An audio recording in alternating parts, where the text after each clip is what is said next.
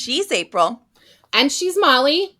And we are the Book Besties. Her name is escaping me right now. I love Hazel. She's one of my people. They already have names. Hi, it's me. Hi. I'm the Hazel. It's me. I got sidetracked by Colin Firth. Yeah, I just said fuck you to a new guest. With some very special guests. Woo-hoo! Welcome. Thank you for joining us. Hazel, Gaynor, and Heather Webb are here today, guys. Yeah. Thanks for having us. Hello. We're so excited. Great to be here.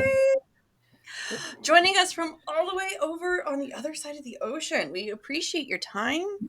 We know it's a little bit darker there than it is here right now. Hazel, you're in Ireland, right? I'm in Ireland, yeah. County Kildare, east side of Ireland, yeah. Molly's other best friend, who, whatever, she has another best friend, also is in Ireland. Yes. Whereabouts is she? That's a great question. In the island part of Ireland. That's all we need to know. I can Google. She's in Ireland. I want to say. Excellent. So am I. I know. I will look it up when we're done filming and tell you directly. I know they left me in the middle of a pandemic and took their children, and my kids almost killed me for it. So. Okay. That's what I know. Yeah. I cannot wait to share this story with you, but this is not a pod conversation. So, and Heather is back. We met Heather at Annapolis Book Festival this year. I'm so excited that Heather's back. And we read her book, Queens of London, and it was fantastic. So good. It was probably one of my favorite books back during Annapolis Book Festival. I think it might be my favorite book from Con this year. Really? Yeah. I'm so flattered. It's the only one I remember from Con right now. So that's a win. That is definitely a win. We do read a lot in the year. I mean, we do read a lot. Yeah, a book a week. I just finished my 91st book of the year today. Rub it my in, goodness. Stop. Rub it I'm in. ashamed. Yeah, but I don't like odd numbers, and I'm so close to 100, and You're an author. You're a multi-published author. You don't get to feel shame about other people's reading habits. No, fuck you, you don't. I'm sure you got like 3 books on the burner right now. Yeah, I just said fuck you to a new guest. I have a TBR pile of shame that's on the side of my, well, I'm going to say nightstand, but it's not even. It's on the floor. And a lot of them are. Those are all TBR. Yeah. Pile of shame. And some of them are books I've promised to read for other authors. And it's just every time I go into my bedroom, I'm like, oh, they're looking at me. But yeah, I'll get there. I go through. They're judging me. They're judging me. They are collecting books and reading books are 2 different hobbies. Absolutely. So for sure. They're your pets. Just name them. They already have names. They're called titles. Not the same. Yeah. We shorten titles all the time. Anyways. But we're here to talk about your new book. Christmas with the Queen. Look at that cover. Oh my God, that book is so gorgeous.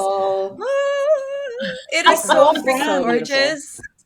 Yeah. Yes, it's so gorgeous. We love the cover. They did a great job. They really did. It is so beautiful.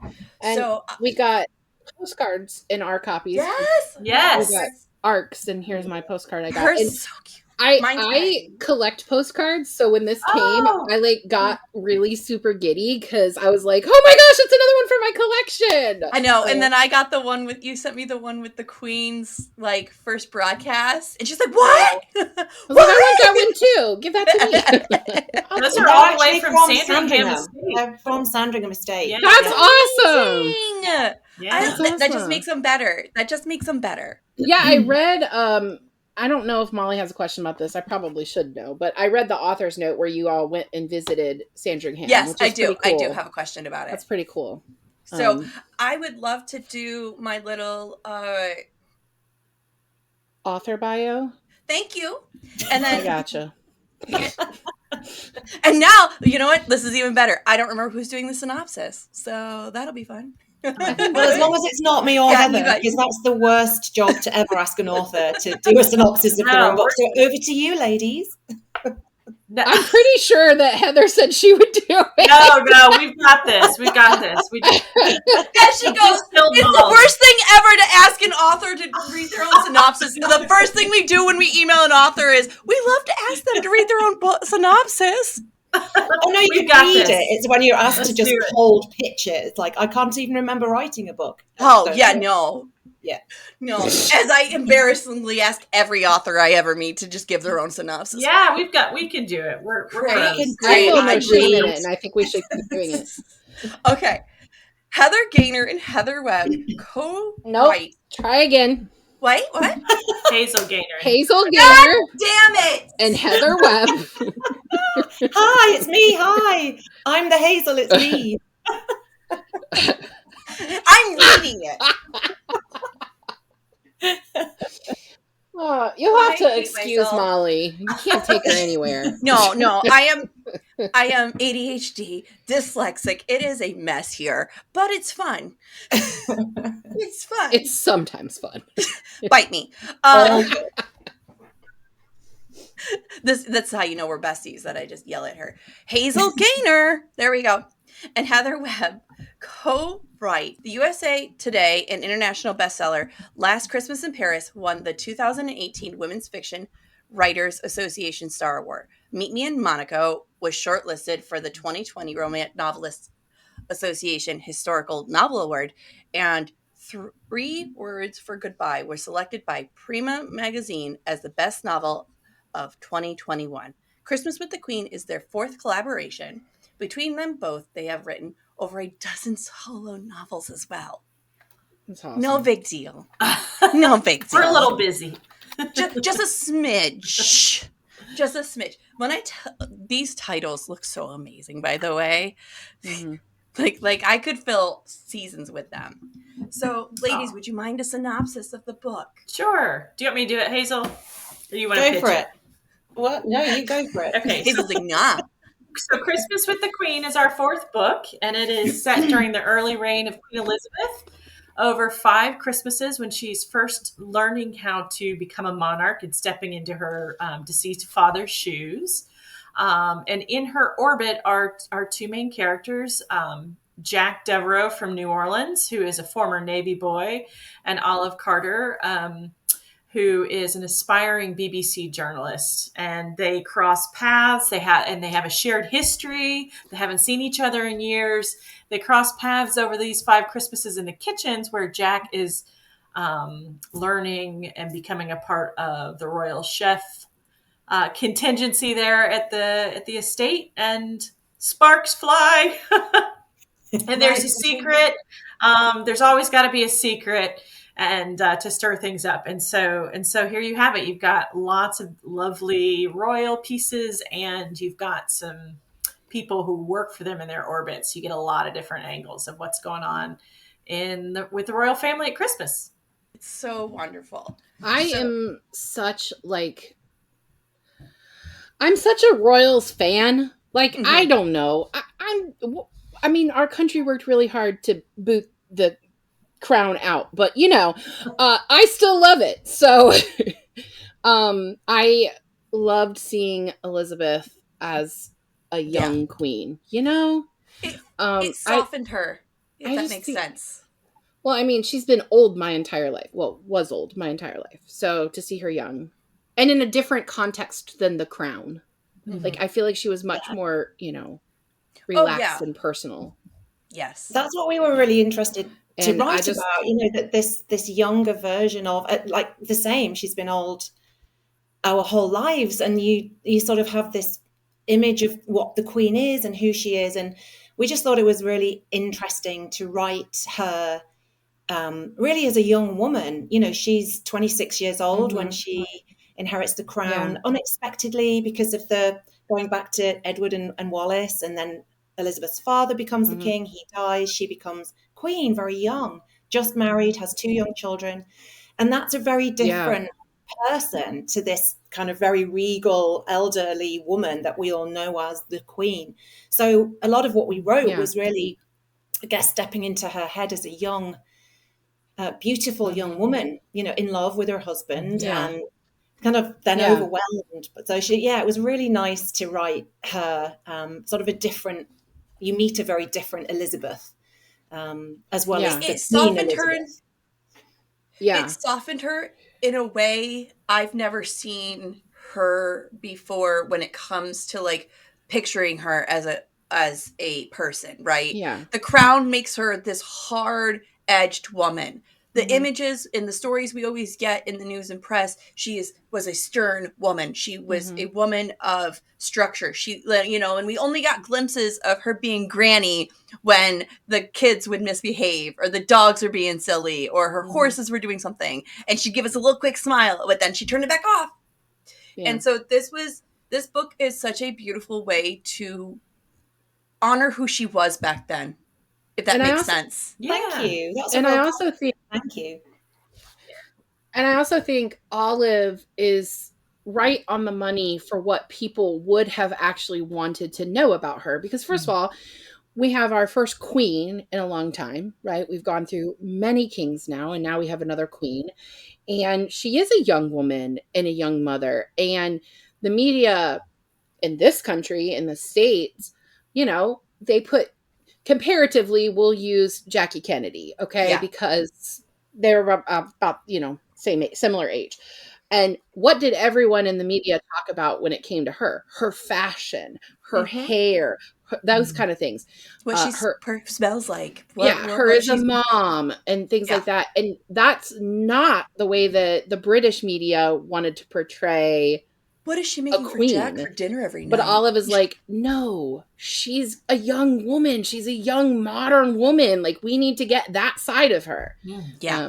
I found that interesting. And that was really fun to write, this sort of the complete contrast to the Queen, but similar age, again, young woman in the 1950s, what's available to you, what isn't available to you, and the contrast of what the Queen has to sacrifice and what Olive has to sacrifice.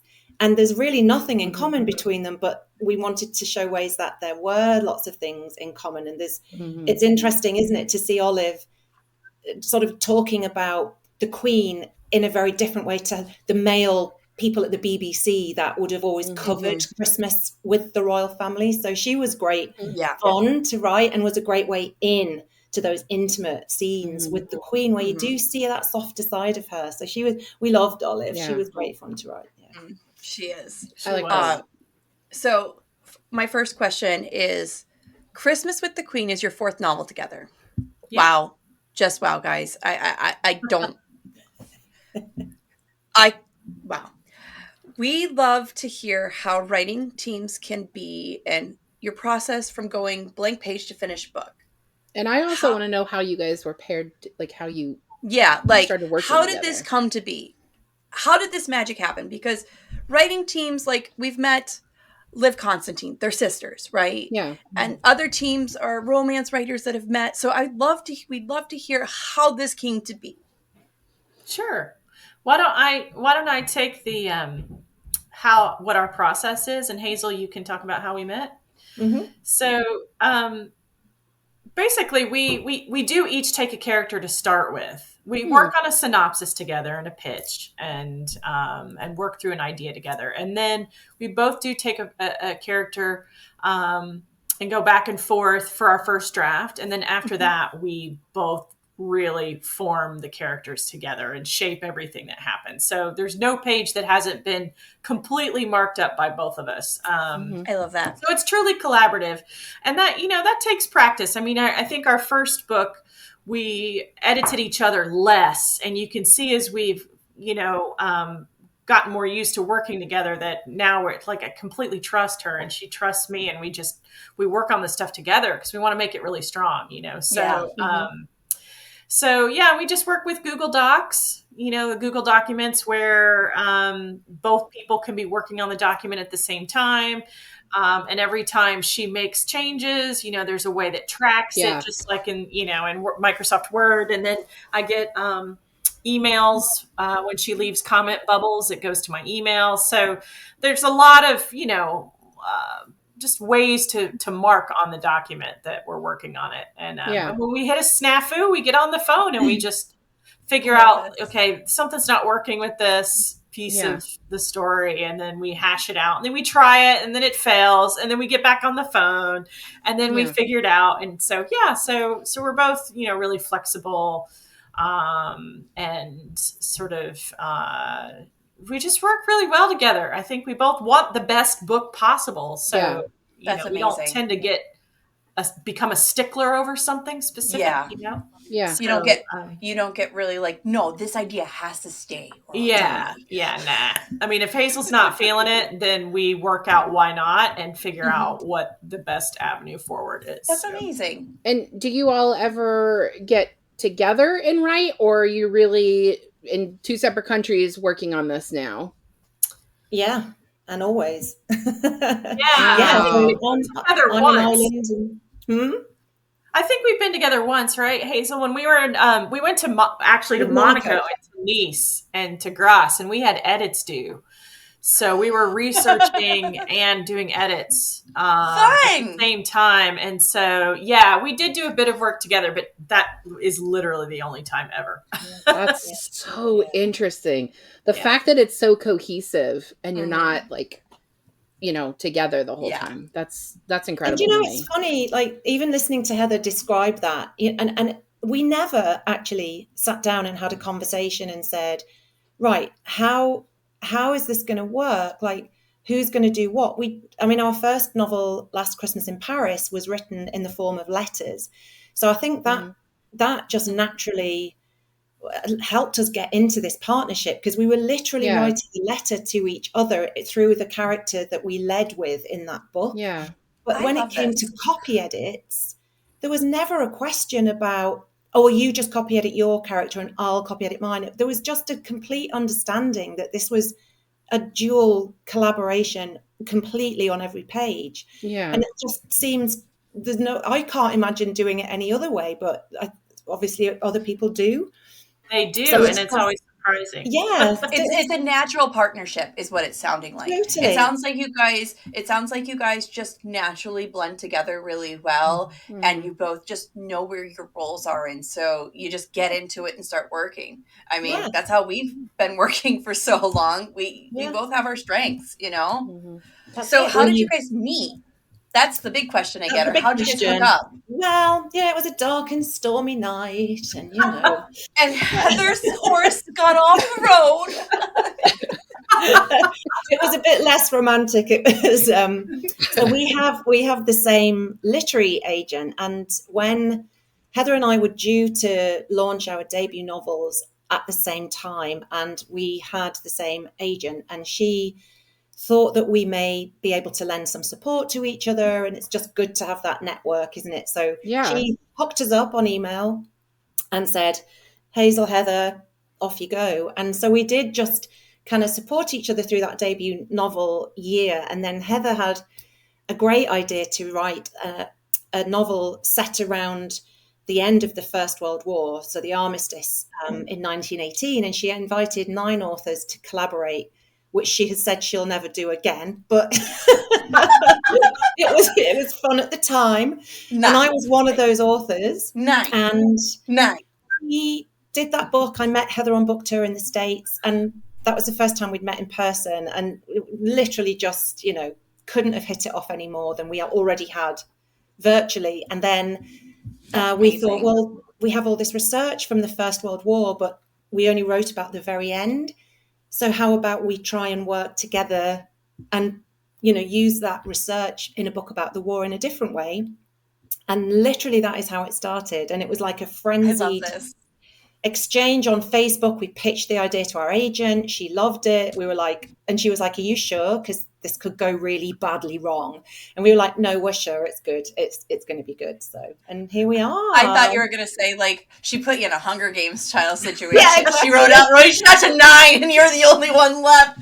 Only one shall survive.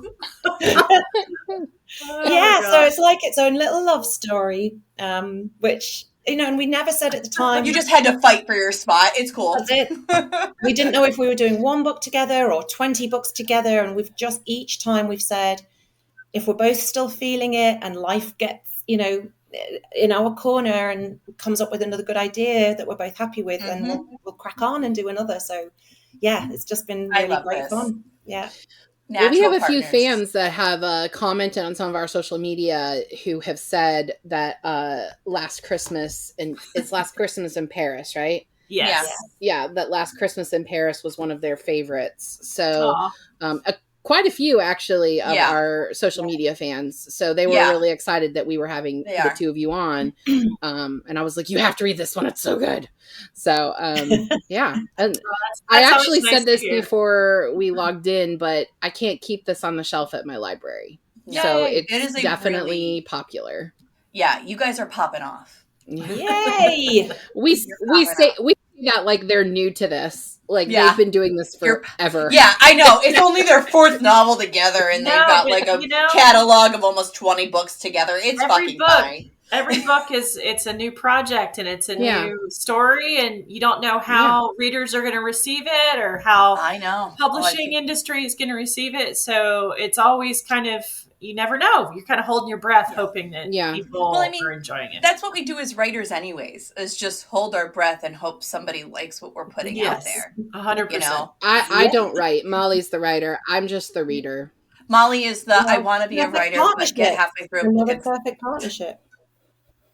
Yeah. So we've talked about you've been writing together for quite some time, and it's seamless. We've talked about how seamless this is. Very seamless. You don't know where Heather starts and Hazel ends, right? So you even hint in your notes in this about the Easter eggs. Yes. Side note, now I have to read all 3. Thanks for that, by the way. Like, I don't have enough going on, guys. What are do you have tricks and tips on how you guys keep the communication and how you keep this partnership going? Like, what do you think's your biggest success here from all of this work together? I love Hazel. She's one of my people. Shut up, both of you. You're gross. No, this is beautiful. I mean, it's true. It's true. It's not like, it's like, if you love what you do, it never feels like a chore. It never feels like work. It's like, and of course there are times when you're writing a book, it gets gnarly, and it's like, is this the book we dreamt of? And, you get there in the end, and there are, snafus with the publishing side. We just always have each other's back. We just have such a laugh together. Like, we crack each other up. And if you got to see us on book tour, when we leave the venue, I mean, we have the best time at the event, but when we leave the event, I mean, there should be a documentary following us around, to be perfectly honest, because we're great entertainment. That's what we say about us. Silly. I'm not going to fucking lie. Yeah. We're fucking hilarious. The episode we filmed last, this sneak wibbly wobbly timely wimey stuff, guys. But the episode April and I filmed last, her and I could not keep a straight face. Every time a word came out of either of our mouths, one of us was making the other laugh. Yeah. And it had nothing to do with the fucking book. Okay. So what was I saying? How much we love each other. How much we love each other. We all love each other so much. But no. But we were saying about how does it work? And right. It absolutely, it works because we genuinely, we get along. We have similar thoughts very, very often about what the book should be doing, what's not working. It's like a unibrain thing going on. And I think you could find 100 people and try and get them to write a book together, and it just would never, ever work. No. Yeah. And it's either luck or fortune or a bit of both, but that's how, I think that's why it works, and that's why it works so well. And the interesting thing is you all are balancing working together with also releasing your own books, because Heather, did Queens of London come out this year, or was it last year? Yeah, in February. So you've released 2 books this year, one with your writing partner and one by yourself. And that's a lot of work. More on the deck. It's a lot of work. And Hazel's had the same in the past, where she's had 2 books, or a paperback release and a new book coming out. And it's a lot of juggling.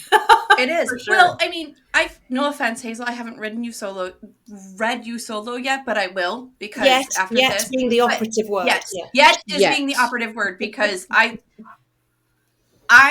instantly saw Heather in these pages, and the fact that I couldn't tell who was who, that means you write just as well as her. Mm-hmm. Oh yeah. So that means you have a similar writing. Like, it's just, it all works. The maths. Like, and except for like random one-offs, most authors that write as duos, that's what they do. They only write together. They don't write separately as well. So I feel like that workload, that's so much. So good. You guys are awesome.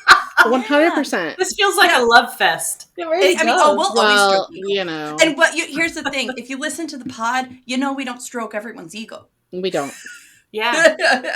We don't. We were actually going to be doing an interview at a bookstore, and the author they picked for us, we were like, yeah, so sorry to tell you this, but we did an episode featuring one of her books and we hated it, so there's not kind things in that. So maybe you don't want us to come and interview that author. It wasn't that we didn't just hate it. We were not kind. Molly didn't even finish it, and we don't ever do that. Okay, well, I'm queer, okay? I'm queer. I've always been open about my sex, and she did not represent my community well. Mm-hmm. And she was very, very hateful towards other communities in this novel, and it just didn't work for you. It didn't work. No, and I'm always willing to give authors second chances, right? Yeah. But probably not live in front of a bookstore. Yeah. But you know what? That was really gracious of you to say that, rather than go ahead and everybody feel totally awkward. So I think and heaven forbid they stumble across that episode of us just tearing into her. Yeah. No, that's not. No, it was way better what you did. It was never going to work. So okay, I keep mentioning this. Sorry. It's your fourth book together, guys. Surprise. Did you already say that in this episode?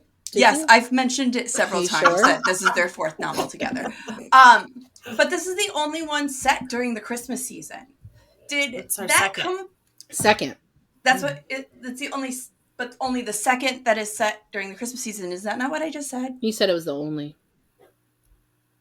I'm done with my life, I guess. That's a bit dramatic. Hi, have you met me? Did this come about as you guys were writing, or was it like, oh, we're definitely setting this during Christmas? Like, how did the theme of the holidays come about? It was Christmas all the way. It was but last Christmas in Paris was our first novel together, and the premise for that is it was the Christmases through the 4 years of the Great War. So when the war began, there was a politician said famously, it will be over by Christmas. The war started in August. They said it would be over by Christmas of that same year, and it was still going on 4 Christmases later. So that was the premise for Last Christmas in Paris, and our character's narrative goes through those years. So Christmas with the Queen, I think, is technically our first novel that's set purely at Christmas. It goes through several Christmases. We jump the years, but we meet our characters, Jack and Olive, the Queen and the royal family. We meet them every Christmas. So it really does lean into, and it was so gorgeous for us to write those wintry, cozy Christmas scenes, which we couldn't do as much in Last Christmas in Paris, because that did take place outside of Christmas as well. But we just loved the Last Christmas book so much. We knew readers loved it so much. We've written, summary books, and we really wanted to go back to that cozy winter vibe. And we were both all over it. And we had lots of different ideas and different historic periods we talked about before we settled on the 1950s and the Queen. And we were just excited about it. It just seemed clear how we could do it, and the premise of the Queen's Christmas Day message that she broadcasts to the nation. That was how we were going to keep bringing our characters all back together when the royal family moved to Sandringham Estate. So it had a brilliant framework to hang a love story around. Yeah. And who doesn't like writing Christmas? Like it's, you know, it was just. And we've spent the past couple of Decembers reading Christmas set. Well, I should say winter holiday set, because we did a few weeks ago do a Hanukkah story. Yeah. We read the Matzah Ball. So we've been doing these like holiday romance, and you know, some of them are pretty campy and they're like Hallmarky, you know? And I dig that. Like, I'm here for the I've camp. never seen a Hallmark Christmas movie. I cannot believe that's a true statement, but it really is. But what I liked about this is a book we read last year called One Day in December continues to take place on the same day of the year. I love for that book. decades. Me too. Such a good story. Yeah. And this kind of had the historical fiction vibes that were similar. Like, it's at the same time of year.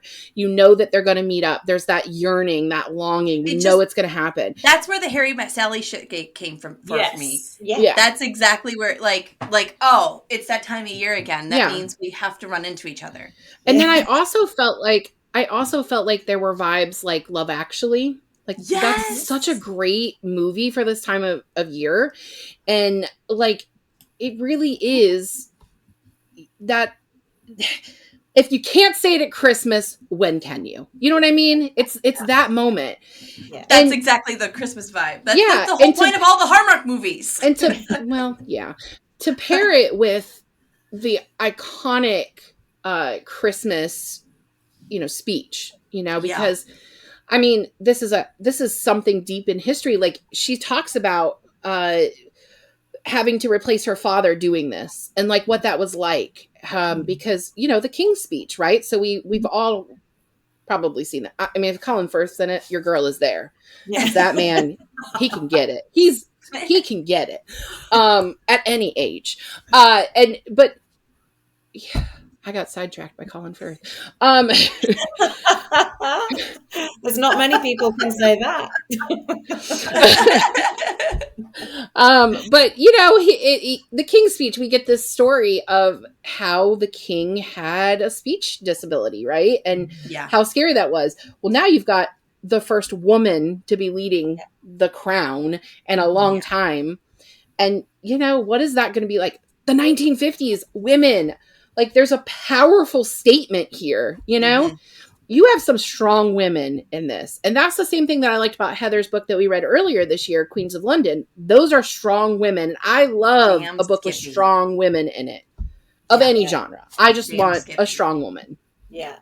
Strong women are a theme in our writing, definitely separately and together. And I think, you know, to have a figurehead like Queen Elizabeth, and as you say, not only was she the first queen that had been around since Victoria, but this was the first time, because the broadcast, the Christmas Day broadcast, was started by the Queen's grandfather. So there had never been a woman speaking directly to the nations, the Commonwealth. So this is really massive historic moment. And then to bring that through to the first televised, like, this was bringing the royal family literally into people's houses, and you know, whether that worked or not, the reader will learn. But it's such a huge seismic thing, and to have had that tradition continue all the way up to the Queen's, you know, the year before she died, is just incredible. As I say, whether you like it or not, and to listen to the transcript, it is a mark every year of social history. It's fascinating. As a historic document, the broadcast, which you can go and listen to, a lot of them are on YouTube. So if people are listening to this and are interested, go and look on YouTube to Queen Elizabeth II's Christmas Day I'll broadcast. put some of the links down here. Brilliant, because it's really interesting to hear her, and maybe for sure, in and out of a few and see how they change. But strong women, I mean, and her how can you not write them? So her confidence changes too through the years. You see it in the videos. You know what I mean? She gets more confident in herself. And you see this in this novel too. You really take her from an unsure woman. I mean, because we were all 25-year-old women. We all know what it was like to be panicked just to have to make a life decision every single day. I am a 43-year-old woman, and I am still panicked every single day. Word. Word. Word.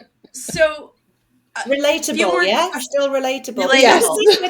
Historical fiction, you know, some people say, oh, you know, but I won't relate to it because it's all set in the past and people were different then. It's like, but we all still, you know, there's evergreen emotions. They pass through time. It's, you know, what we wear is the only difference. And often what we wore then was way cooler than what we wear now. But the emotions... Maybe thicker. So there are relatable, evergreen, timeless emotions that thread throughout time. And that's, you know, that's what's brilliant about a historical novel. It makes sense to us now, you know. And with Olive and the Queen, I think you said this earlier, Hazel, that they don't really have a lot in common, but they do have some things in common because they're the similar age.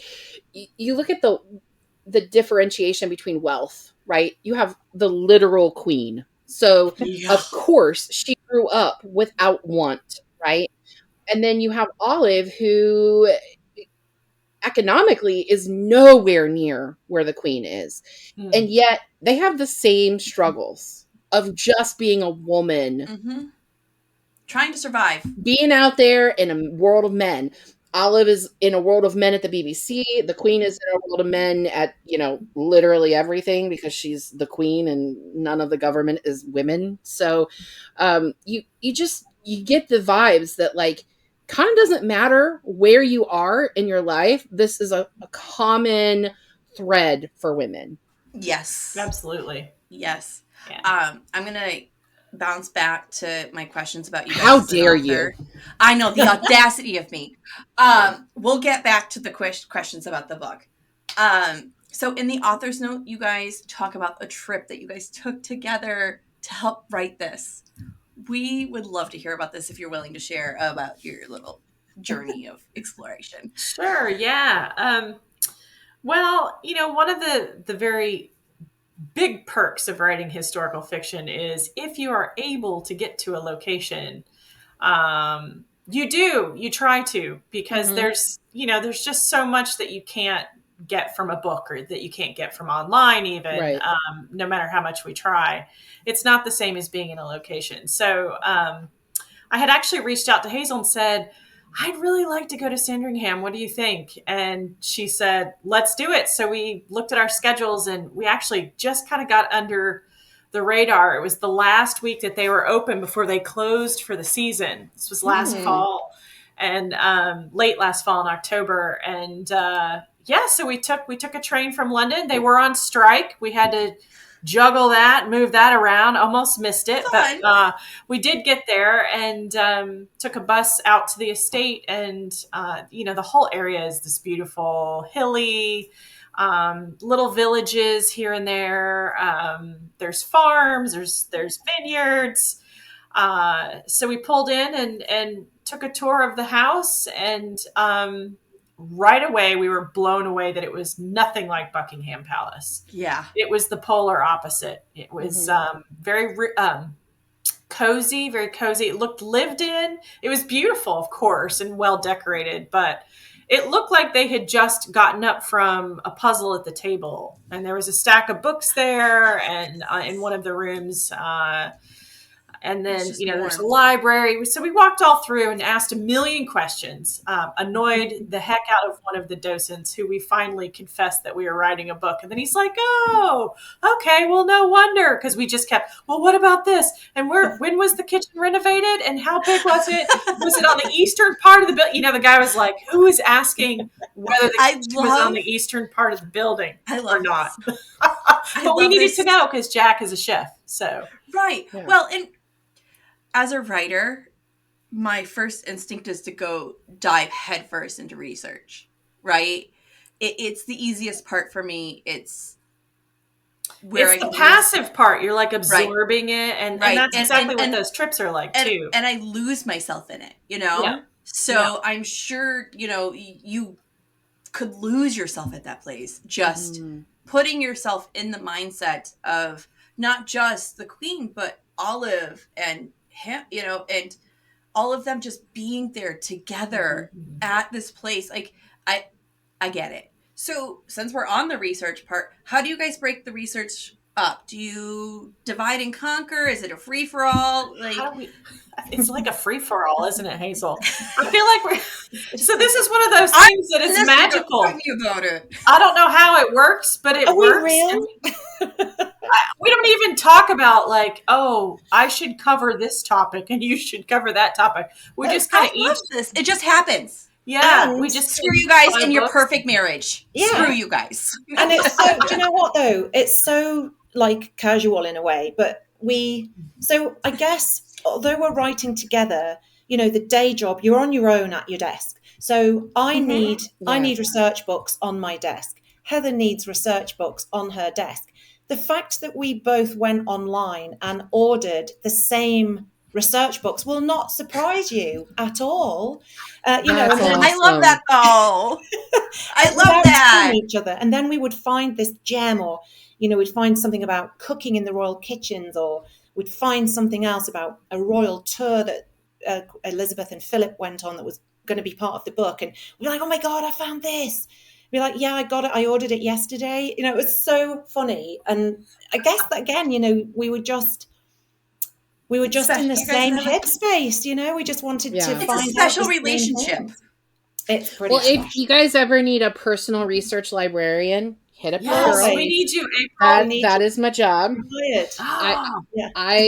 Molly's talking about the research side being, you know, a favorite part of hers for the writing. I don't do the writing, but I'll research the hell out of anything. I love it. My problem with the research is I told Heather about this when I saw her last, but I go into research mode, and next thing you know, I'm an expert on bootlegging in Vermont in 1920. Which no one needs to be an expert on. No one's reading it.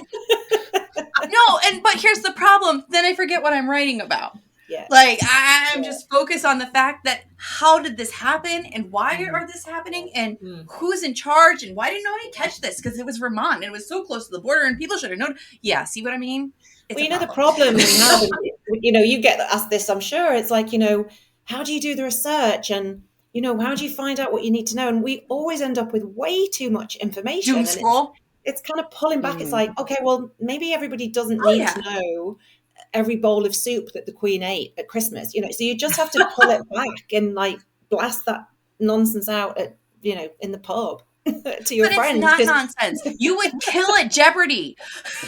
Well, yeah, exactly. I'm really good at a pub quiz because I know far too much about lots of things, and it's all from research that's never gone in a book. I have a massive knowledge of nothing and an expert of nada. Exactly. So hit me up. I really thought it was interesting that Jack is American, and his primary cooking style is like New Orleans comfort food. Yeah. That is a very acquired taste. Yeah. And it made me laugh that this is what Philip was like craving. He was like, no, I want Jack. Like, that guy can cook. And it just feels like that would, like, I'm like, that's so not what I would picture. And I love it. I thought that was really cool. I love that he was American, you know. Yeah, I'm trying to think I'm not sure how we figured out that we needed him to be American, to be honest, because we've written other books, you know, our first, they were all English characters. You know, we wrote 3 Words for Goodbye. There are 2 American sisters. And then, you know, Meet Me in Monaco, we had a French perfumer and a British press photographer who worked in sort of Grace Kelly's orbit for her wedding. That's super freaking cool. I know that's been on that. I've been eyeballing that book. I promise you, I'm eyeballing that book. But now I feel like I have to read them in order. One for the summer. You get Easter eggs. Yeah. So I don't know how we landed on that, Hazel, but when we figured out that okay, these people would be crossing paths.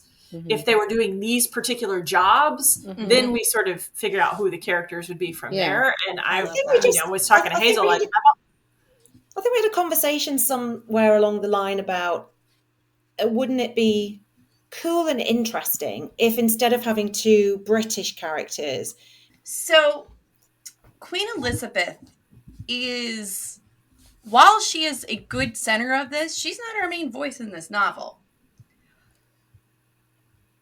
We have old friends, Olive and Jack, who reconnect in their service to the Queen. Can you tell me about the development and how Olive and Jack came to be? And who talked first to you guys? Was it Olive? Was it Jack? Who was the first voice that was really kicking the story off for you guys? Well, we talked a little bit about how we were thinking about who would work in the service of the Queen, and that's what decided the jobs. And then from there came the characters.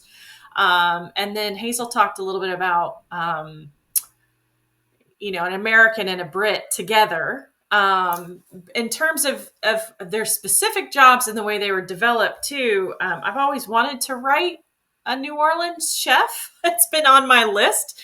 I'm a bit of a foodie and I love New Orleans, and I thought that would be a lot of fun, especially in juxtaposition to English food, which is no offense, not traditionally bland.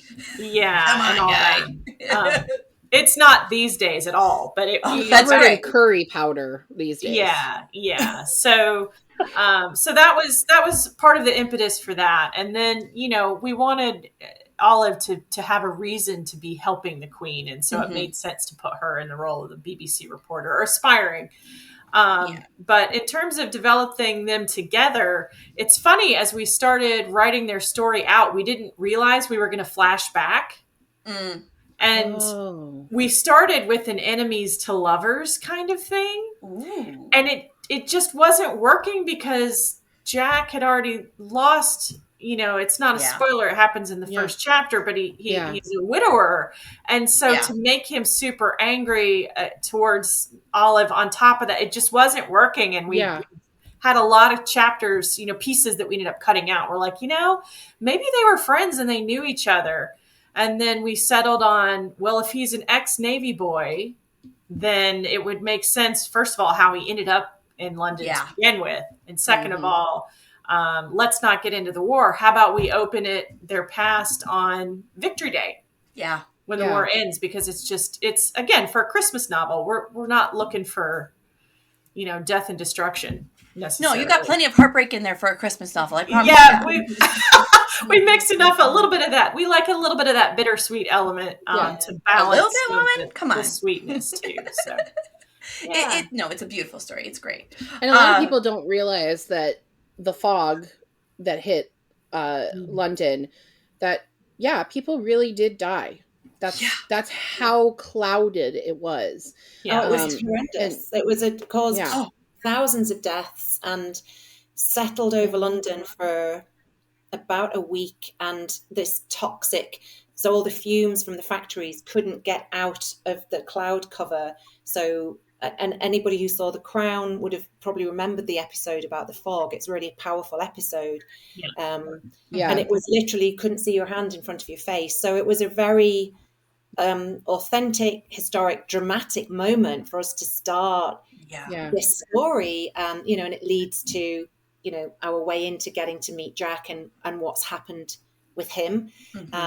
But it was terrible. It was a really devastatingly tragic event, and lots of laws were changed. And you've set the scene and the tone for the start of the book to sort of have this dreariness and to build towards a happily ever after, because she's Christmas shopping when she is tragically killed, Jack's wife. Her name is escaping me right now. Andrea. Thank you. Okay, thank you, Andrea. I was like, what is her name? But she's Christmas shopping, and it's just like that would have been a reality. And what if? Yeah, exactly. And that's why it felt authentic, because, and I guess what we were doing with that as well, like you just said, it's bittersweet. And for a lot of people, Christmas, is a joyful, lovely time for family. But of course, it emphasizes those gaps in families as well. So we wanted to sort of look at Christmas from what it means in lots of ways. And it isn't all,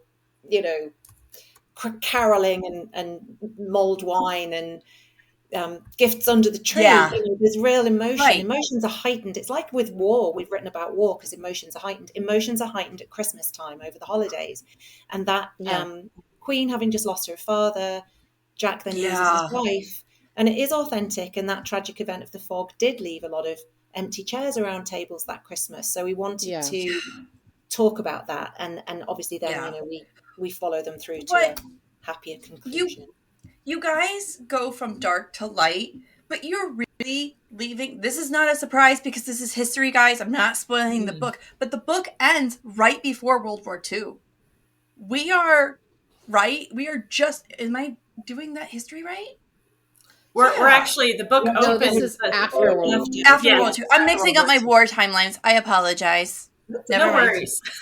There's still plenty of darkness mixed in history, isn't there? There is. But actually, you are right about the book we wrote before this. So 3 Words for Goodbye is sort of on the eve of World War II. So Europe is about to go into World War II. Yeah, like, and then we go post World War II. Yeah. There's a lot of stuff going on. So what war are you guys going to go to next? That's a really good question. You know what? Next episode. There's plenty of history. Seriously. I listened to the audiobook and I kept getting the Harry Met Sally vibes. And I didn't know that this was like a thing for you guys until I read the online synopsis. So, and it's really predominant for me. Where am I? It's needed for the story. But why does this have to be Jack and Olive's story? Like, why? Their hearts have been broken enough. Why? Tell me why. Why do we torture our characters? You tease us. That's our job, is to be evil to our characters and give I don't know if you know what that means, but no. I pick. It's just this poor couple. They've already been through so much, guys. Yeah. Molly, you liked the book Me Before You. No, don't even get me started. Oh, that's a toughie. Yeah. I read that whole series. It's so beautiful. Yes. I sob like a baby every time. I've read it Me Before You several times, and I sob like a baby. Yeah, it made me cry too. Yes, but it's lovely, and I think there's obviously different ways of writing a story that involves romance, wherever if it's friends to lovers, enemies to lovers, whatever it might be. And I think, as I said, the Christmas is a real marker on everyone's calendars, and it is that sort of when Harry met Sally one day kind of vibe of this repetition of tradition. Yeah. And we all know we're going to get to Christmas again. So what does that mean? And it's the royal traditions that keep bringing Jack and Olive together. Life gets in the way, but life does get in the way. And I know sometimes it's hard so real, to think though. about that, but that's it. It just felt real. It's like life is not very often a Hallmark movie that's packaged neatly together, and we all live happily ever after. And we always want to write authentic, real stories, and that's why we made it really hard work for them. I literally finished a book today, maybe like an hour before we logged in here, that they fall in love in 2 weeks. And I'm just like, okay, first of all, side note, my husband and I fell in love in 7 days. Yeah, I was going to say that. You say it happens. It happens at both ends. But I prefer the stories that take that build up, that take that yearning, that take that coming together and falling apart. In my real life, that's not what I have, but I guess I'll keep him. It's been 15 years now, so I think we're good in for the long haul. So that's actually, sorry, but that's the story I want. I want this is the only time we see each other, but it's good. Yeah. And you know what? We've had a lot of reaction from readers who have said, because of this, the slow burn of this romance, it feels perfect for this time of year. Absolutely. People are rushing and racing around, and readers are saying when they pick up Christmas with the Queen, they have to stop and take time, because that's how this relationship is playing out. So it's almost like making people pause, which is fabulous. I just, whether we intended that or not, it's a wonderful thing. Just say you intended it. It's fine. We completely intended it. Was the point all along. I love that we're on this conversation, because this is my next question, actually. A major theme throughout this novel is the complexity of life and how things are difficult for everyone at times, right? Olive is pretending to be a widow so that her child isn't treated poorly. And poor Jack is an actual widow, right? Widower, if we're going to be correct, Molly. Their stories, while difficult, are equally well, oh my God, Molly. Their stories, while different, are equally difficult and heartbreaking. You both are able to highlight the truth about the times while still making this book hopeful. How? No, seriously, how? As writers, do you keep the light when you're writing something so heavy? Interesting. I'm not, and I guess, the heaviness comes from just the reality of life that Jack and Oliver are experiencing. But the book is written in a way that we add humor to lighten anything that's gotten quite serious in their lives. We then have a scene where it might be Olive with her daughter Lucy, and a child in a book always brings lightness, just the way they interact, the way they see the world. Olive with her mother and father, who are quite hilarious as well. Jack with his partner in the restaurant, Mason. Olive's friend, there's lots of side characters, even the interactions between the Queen and Philip and her corgis and her sister Margaret, who won't get out of bed, because she's had too many martinis the night before. So yes, there's a seriousness, but there's a playfulness throughout the book as well. Yes. And I think that brings the hope that there is always a sense of this is all going to be okay, and we want the readers to feel that, and that we are moving to a place where this is all going to be good. So yes, definitely humor, light and shade, and those gentle moments as well. Well, that's Christmas. That's Christmas time. It is Christmas, and I'd say even in all my other books, my solo books too, even if it's a tough subject, bringing in a little humor or a little bit of intrigue. Sometimes it's the intrigue that keeps you going. It's like, it might be kind of a heavy subject, but if there are enough interesting story questions that you have to learn the answer to, you keep going, even if it's a little bit dark. So there's a lot of different ways you can infuse the narrative for sure. I could keep you guys here all day. Berating that would be unfair. We could be talk all day as well. I know. But let's talk about the future, huh? What's going on next for you both? Do we have more books coming from the both of you? Are you writing, who has what coming out? Tell us the things, guys. I'll let Hazel go, because she's got one lickety split right around the corner. One coming out in June. We haven't yet, I guess for our dual work, we don't yet have any news for you, but we will come back and tell you when we do. Of course. We both have solo things going on. So my next book is out in June of next year.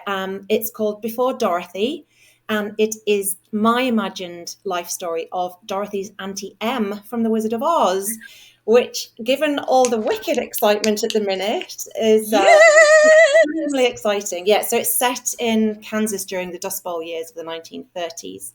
Well, we happen to have an opening for a guest in May if you want to come on and promote it. We don't have a May guest right now. It's a date. Let's do it. I would love it. Thank you. Yeah. Look at us. I love how this Booked and blessed. Booked and blessed.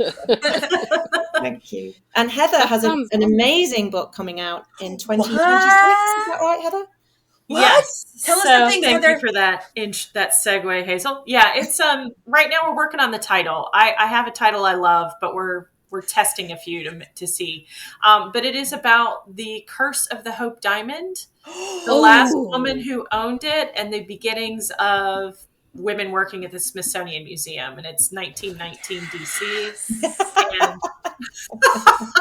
I love your reaction. And they're booking you for next May. You don't understand. I love when history has this gross, scary side, and people don't like to touch it, right? Because if something's cursed, like King Tut or Cleopatra's crown or whatever, obviously that's not real. It's just a piece of no. Curses are real, and yes, you're going to have to judge that for yourself in this book. And I think the Smithsonian is the ultimate library job. Being a librarian for the Smithsonian would be so freaking cool. The only one that would be more cool than that is being the keeper of the vault, which is what Disney's librarian is called. That's the official title. But the most current keeper of the vault started at 20 and still there? Oh no, he retired finally, and now there's another one. It's only the second person to have this job. The The first guy was there till like his 70s or something, right, April? Yes. What a job title. That's amazing. What do you do for a living? I'm the keeper of the vault. Keeper of the vault. Wow. No big deal. He probably only gets like $10 an hour, so we might not want to be too happy for him. Well, I mean, that title's worth a lot. Yeah. So, well, we've appreciated your time today, ladies. We know Thank you so busy much. lives. Thank you both so much. Oh my goodness. We cannot wait to have y'all both back. Besties, we only got one episode left. Next week, we are interviewing Olivia Dade. Olivia motherfucking Dade. That's how you announced us to the show. I mean. So we want to thank you both for joining us. We've been saying we're very excited because we loved Heather and we were so excited to meet you, Hazel. So that's thank you. I hope I didn't let the slide down. No, you didn't. This was great, and I'm serious. We really do have an opening love in Heather. May. So Heather, come back all the time. I'm already there. I've already written it in my diary. It's happening. Oh shit, we're in trouble now. No. Oh man, we'll email you. Well, besties, we will see you next week, next time. That's the season finale for season 7. Yeah. This and then that one. That's it. We'll see y'all next time. Bye. Bye. Thank you for joining us on Book Besties with special guest authors Hazel Gaynor and Heather Webb. Don't forget to like and subscribe. Today's book was Christmas with the Queen by Hazel Gaynor and Heather Webb. The views discussed here are those of April and Molly and not those of anyone else. Your book besties are Molly Biggs and April Watkins. Editing by Thomas Watkins and music is Sleep Sweetly by Brigida. Don't forget to follow the Book Besties on Facebook, Instagram, TikTok, and YouTube. If you'd like to contact the Book Besties, please email us at bookbestiespod@gmail.com or visit our website, bookbestiespodcast.com. Until next time, get lost in your favorite book.